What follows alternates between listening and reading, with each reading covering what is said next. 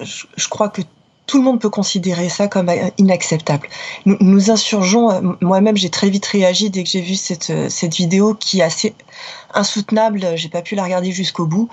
Nous nous insurgeons de manière générale contre toutes les violences parce que la sécurité, c'est un droit fondamental pour tout le monde. Nous devons C'était quasiment un enfant, 15 ans. Exactement. Ben oui, exactement. Et toutes ces violences-là sont inacceptables. Je vous le dis, la sécurité est un droit fondamental pour tout le monde, pour tous, quel que soit le territoire. Et nous nous insurgeons aussi contre, malheureusement, les fascistes aussi, qui ont l'indignation à géométrie variable et qui s'indignent pour certains crimes, mais pas pour d'autres. Je m'insurge aussi contre ce gouvernement qui fait de la communication avec une méthode qui est usée à la corde, parce que vous l'avez dit, derrière, ils placent quoi? Un Beauvau de la sécurité, alors qu'ils ont déjà un livret blanc sur la sécurité, il faut le rappeler, et avec, comme s'ils devaient encore redécouvrir des mesures. Nous, ça fait des mois et des mois qu'on met déjà des mesures sur la table. Déjà revenir sur la mascarade qu'est cette IGPN et mettre à la place un organisme réellement indépendant. Arrêter avec cette politique du chiffre, que les primes deviennent des vrais salaires pour les policiers. Arrêter avec le contrôle aux faciès pour enfin que les efforts soient portés sur les trafics d'armes, sur les trafics d'êtres humains, sur les trafics de drogue, revoir les techniques des mobilisations, bref, faire une police républicaine de proximité. C'est de ça dont nous avons besoin. Nous n'avons pas besoin de communication politique. Ce dont nous avons besoin, c'est d'une vraie police républicaine, avec des vrais moyens. C'est pas aujourd'hui que nous le disons, ça fait des années qu'on le dit. Or, qu'est-ce qu'on voit, c'est qu'à chaque fois, les services publics, ils sont reniés, que les moyens ne sont pas mis, et c'est bien ça le problème. Et j'ai déjà eu des débats avec Monsieur Contento en face, et à chaque fois, nous retombions sur le même constat, c'est que les moyens ne sont pas là. À la place, nous avons une politique de communication, mais nous n'avons pas une politique de moyens. D'ailleurs, nous sommes encore en train de subir un agenda présidentielle avec une mise en œuvre qui n'est que pour 2022. Le Beauvau de la sécurité n'est que pour 2022, donc il ne repose sur aucun engagement et malheureusement, ça évite de parler des vrais sujets qui fâchent, à savoir les moyens. Il faut prendre le problème par ce bout-là, plus de répression, plus de présence policière, ou il y a d'autres alternatives selon vous ? La société aujourd'hui n'a pas du tout un goût plus prononcé pour la violence. Mais le problème, c'est que le système libéral et capitaliste tend, lui, à valoriser la violence.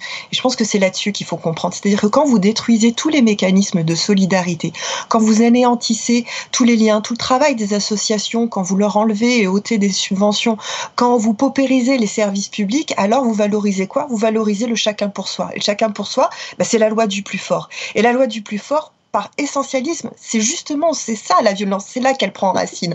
Donc, quand on voit que Valérie Pécresse est quand même à l'origine de politiques où les besoins les plus élémentaires ne sont pas remplis et le libéralisme dans tout son ensemble est responsable de ça. Quand aujourd'hui se nourrir, être logé, être soigné, pouvoir choisir son avenir, son activité, pouvoir se retrouver, tous ces besoins-là ne sont pas remplis, alors tout ça nourrit des violences. Et il faut parler de toutes ces violences-là, parce que quand vous n'en parlez que d'une, alors vous jouez aux hypocrites. Il faut parler de toutes ces violences-là. Et malheureusement, aujourd'hui, je vois que dans les politiciens qu'on a et qui mènent et qui sont les premiers à paupériser les services publics, versent des larmes de crocodile. Et ça, c'est insupportable. Pour vous, Julie Garnier, ces jeunes qui sont souvent, Rocco Contento le disait, des mineurs, est-ce qu'ils sont redressables, si j'ose dire? Le mot n'existe peut-être pas, mais est-ce qu'on peut les qualifier, comme le fait Valérie Pécresse, de nouveaux barbares?